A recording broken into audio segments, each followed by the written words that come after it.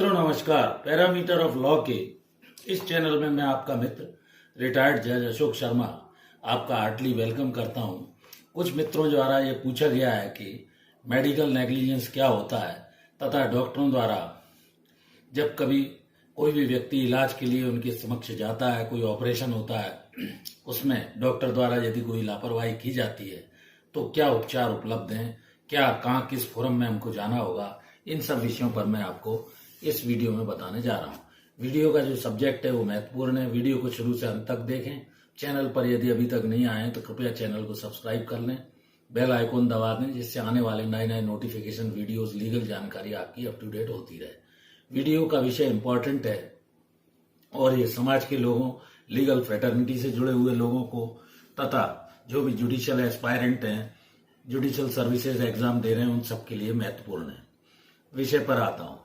Doctor की negligence के कारण कई बार हम देखते हैं कि कई पेशेंटों की डेथ हो जाती है। कोई भी व्यक्ति जब अपना इलाज कराने जाता है और डॉक्टर को ऐसा लगता है कि इसका मामला गंभीर है, सर्जरी करने की आवश्यकता है, तो ऐसी स्थिति में कई बार डॉक्टर सर्जरी करने की सलाह देते हैं। उस व्यक्ति को भी और उसके घर वालों की तो कंसेंट ली जाती है, या तो उस पेशेंट की कंसेंट या उसके घर वालों की कंसेंट का एक फॉर्म डॉक्टर सर्जरी करने के पहले भरवाता है। आदमी उस पर आंख मीच कर दस्तखत कई बार कर देता है। तो इस वीडियो में मैं ये बताऊंगा कि डॉक्टर्स के भी कुछ राइट हैं, पेशेंट के भी राइट हैं। शास्त्रों के अनुसार डॉक्टर को भगवान का रूप, नारायण का रूप दिया गया है। वैद्यो नारायण है हरि, ऐसा कहा गया है। और वास्तव में हम अपनी जान डॉक्टर को किसी भी इलाज या सर्जरी करने के लिए सौंप देते हैं। उसके द्वारा क्या मेडिकल प्रिस्क्रिप्शन दिया जाता है, क्या दवाएं दी जाती हैं, कब सर्जरी करना जरूरी है, ये सब डॉक्टर ही भली भांति समझ सकता है। तो किसी भी डॉक्टर जो अपनी ड्यूटी कर रहा है उसको ड्यू डिलिजेंस से सबसे पहले कार्य करना चाहिए।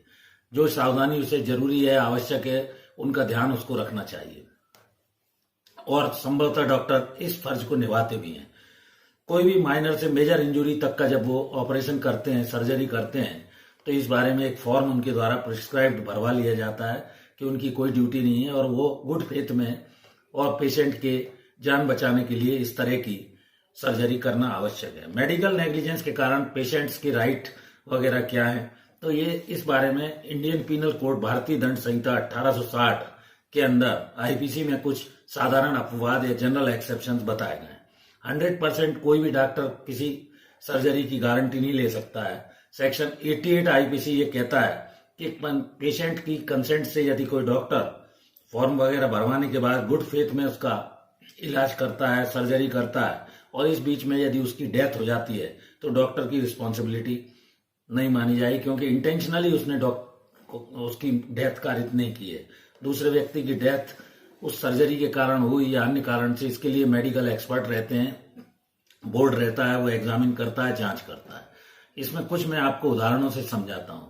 जैसे ए एक ऐसा सर्जन है जो बी की सर्जरी करना आवश्यक समझता है और वो गुड फेथ में उसकी सर्जरी करता है। बाद में बी की यदि डेथ हो जाती है तो डॉक्टर को ड्यू डिलिजेंस और उसने केयर के साथ किया है, गुड फेथ में किया है, क्योंकि बिना सर्जरी किए भी उसको बचाना मुश्किल था, तो ऐसी स्थिति में डॉक्टर को नेग्लिजेंस के लिए लायबल नहीं माना जाएगा। दूसरा उदाहरण है सेक्शन 92 इंडियन पीनल कोड या भारतीय दंड संहिता की धारा ये कहती है 1860 की कि कंसेंट लिए बिना अगर डॉक्टर को ऐसा लगता है कि गुड फेथ में इसकी सर्जरी करना जरूरी है और इलाज के दौरान पेशेंट की डेथ हो जाती है, तो ऐसी स्थिति में अगर वो इलाज उसकी सर्जरी नहीं करता तो भी डेथ होती तो उसको भी दोषी डॉक्टर को नहीं माना जाएगा। सिर पे कोई चोटें हैं और पेशेंट की ऐसी स्थिति है, सर्जरी करना जरूरी है, डॉक्टर ऐसा समझता है, और अन्यथा उसे दूसरी कोई ऑपरेशन के दौरान मान लीजिए बीमारी हो जाती है, तो भी डॉक्टर द्वारा कोई ऑफेंस कारित नहीं किया गया है।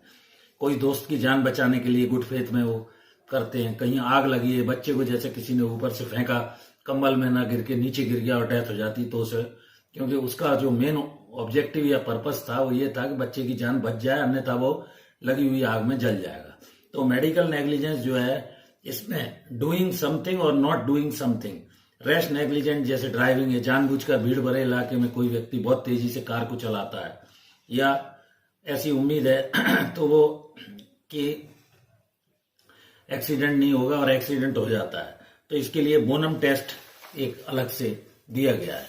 तो ये एक जनरल स्थिति है। पेशेंट्स को कोई भी हार्म हुआ, उसकी हार्ट सर्जरी हुई, अगर डॉक्टर एक्सपर्ट नहीं है हार्ट का, तो वो निश्चित तौर पर लायबल है। और मेडिकल बॉडी से फिर ये पूछा जाएगा कि क्या उसके द्वारा जो किया गया ऑपरेशन है वो सही किया गया था। मेडिकल प्रोफेशनल हार्ट स्पेशलिस्ट के बोर्ड के पास ये भेजा जाता है, उनसे जांच कराई जाती है। ही डिड नॉट एक्सरसाइज, अगर वो स्पेशलिस्ट नहीं है, जैसे किडनी का है और उसके द्वारा ऑपरेशन कर दिया गया, उसने केयर एंड ड्यू डिलिजेंस नहीं ली, तो ऐसे डॉक्टर को लायबल माना जा सकता है।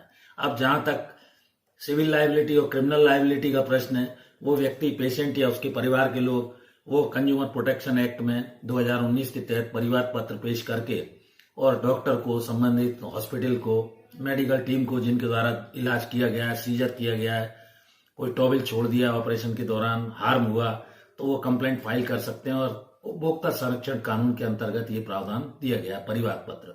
इसमें 50 लाख से लेकर अलग अलग 5 लाख से 50 लाख तक के और 2 लाख तक के कई प्रोविजन दिए गए हैं। सबको मेडिकल हॉस्पिटल की पर्चियां उसमें पेश करनी पड़ेंगी, कहाँ इलाज कराया, कब भर्ती हुआ, कब डिस्चार्ज हुआ, क्या ट्रीटमेंट चला, कब फ्यूचर प्रोस्पेक्ट उसका क्या प्रभावित हुआ, सबके बारे में वो कंपनसेशन इसमें मेडिकल ग्राउंड पे मांग सकता है।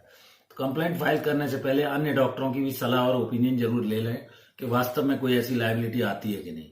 अब जहां तक क्रिमिनल लायबिलिटी का सवाल है, सेक्शन 304A आईपीसी भी इस बारे में बना हुआ है। उसमें कॉजिंग डेथ बाय नेग्लिजेंस, जानबूझकर यदि ड्यू डिलिजेंस और केयर किए बिना डॉक्टर कोई ऑपरेशन करता है जिसमें जरूरत नहीं है, और बोर्ड की भी ये ओपिनियन है, तो ऐसे डॉक्टर को क्रिमिनल लायबिलिटी के लिए सजा हो सकती है, 2 साल तक की सजा का इसमें 304A आईपीसी में प्रोविजन है। अदर जहां तक अल्टरनेटिव रेमेडी का प्रश्न है, इसके बारे में एक सुप्रीम कोर्ट का केस लॉ डॉक्टर बलराम प्रसाद वर्सेस डॉक्टर कुणाल साहा का हुआ था। ये व्यक्ति बाहर से आए और अपनी पत्नी का उनको इलाज कराना, आवश्यकता इलाज कराया गया, इंट्रावीनस इंजेक्शन दिया गया जो फेल हो गया। तो इस केस में माननीय सर्वोच्च न्यायालय द्वारा उनकी पत्नी के इलाज के दौरान हुई मृत्यु के लिए 6 करोड़ तक का मुआवजा इम्पोज किया गया। तो मैं सरल तरीके से इस वीडियो में आपको मैंने नेग्लिजेंस जो डॉक्टर्स के द्वारा कई बार की जाती है, I hope this video is आपके फेवरेबल है और आपके आगे काम आएगा। और इस वीडियो में यहीं तक, कल फिर मिलते हैं नए वीडियो के साथ। Thank you for watching this video. नमस्कार।